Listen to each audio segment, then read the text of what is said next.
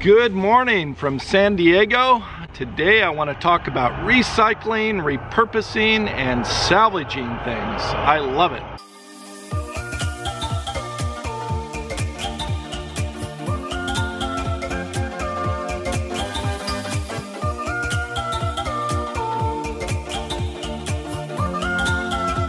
Today I'm outside of the Habitat for Humanity Restore, and I always like checking out these stores in each city that I go to, and I'm going to see what this one has, if I can find some things to use in the step van. They have more wood flooring here than I've seen at any Habitat for Humanity ever. It's just a huge collection. A lot of pergo, planks, some real wood. It's nice stuff.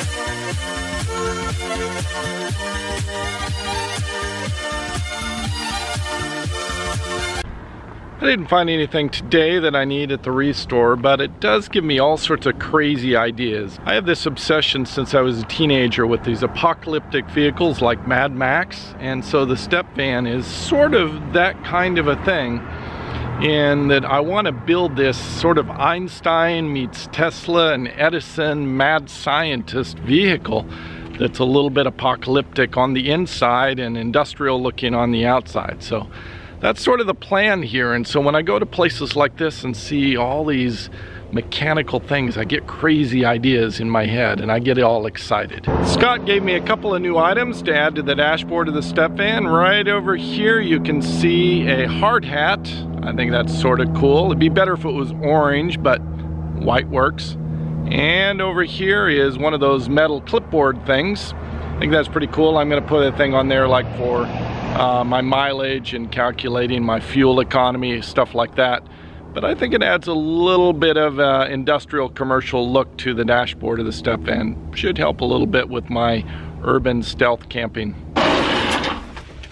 I wasn't always into the salvaging and recycling thing. That's something relatively new for me.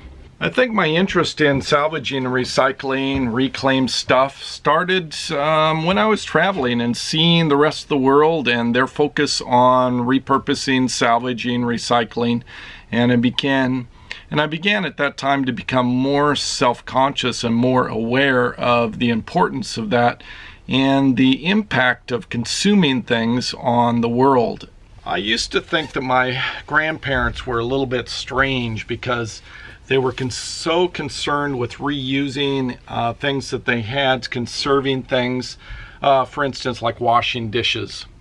My grandmother used to have a little plastic bin that she'd put in the wash basin, and then she would just pour a little bit of water in there and then wash things with the soap.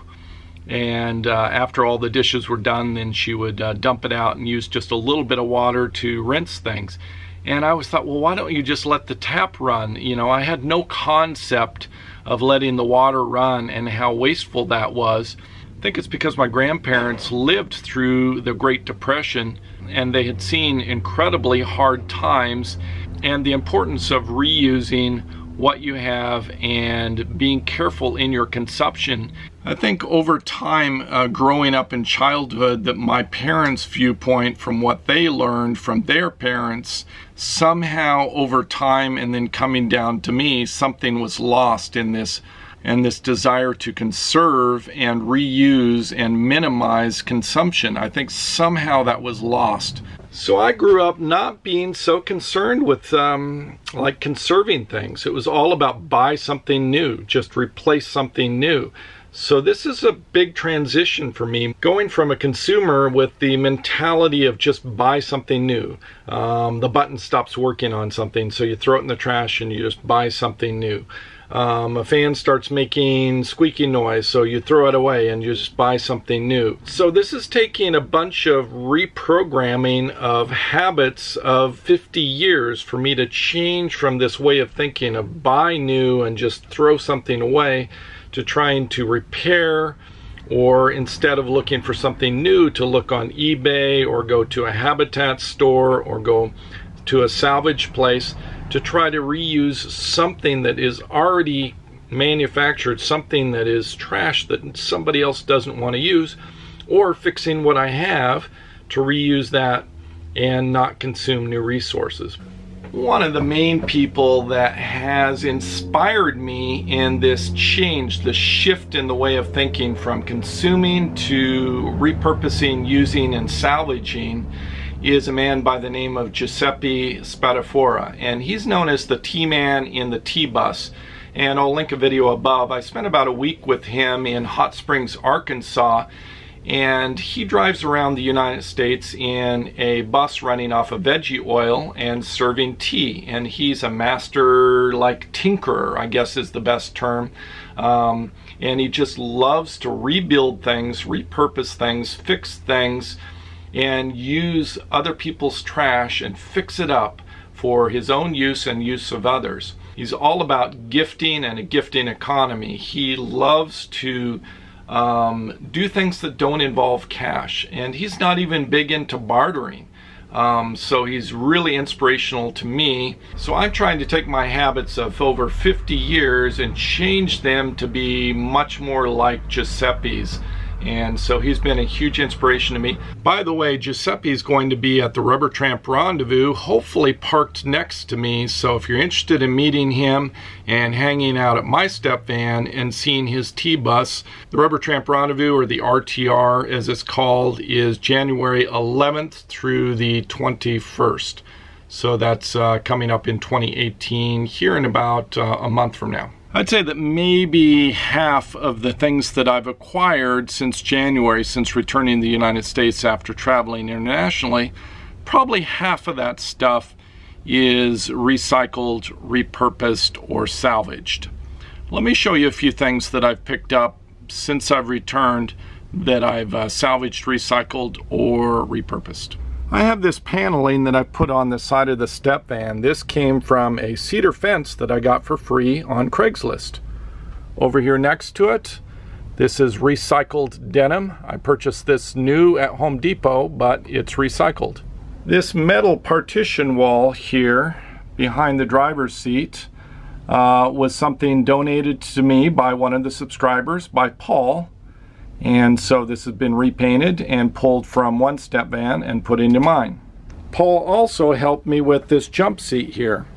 I'll link the video where we made this. It was made from a workout bench for this top part, and the seat was taken out of an emergency vehicle.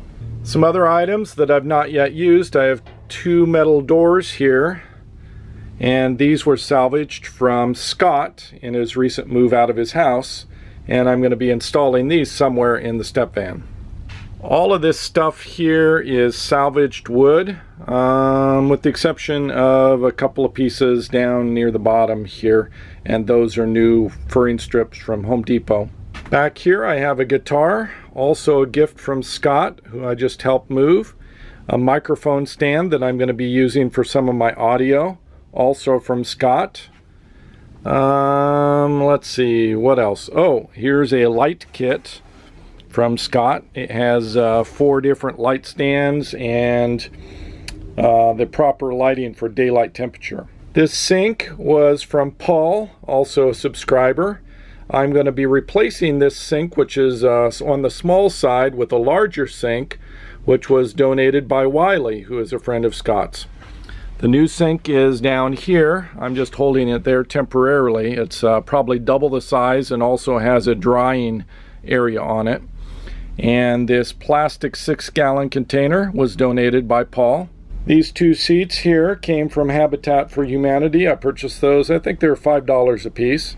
Not everything is salvaged. I have plenty of things. Like I said, maybe half of these things are purchased new, manufactured new.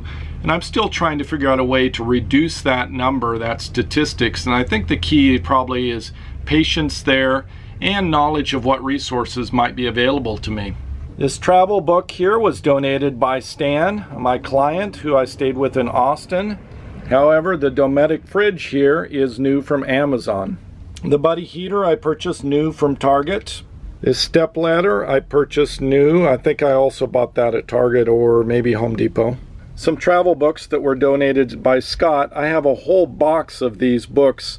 Some of them are Lonely Planet, some of them are language books, some of them are maps, donated from 4 or 5 different people. That's all I have for this episode. Thank you for watching. Savor the moment. See you next episode.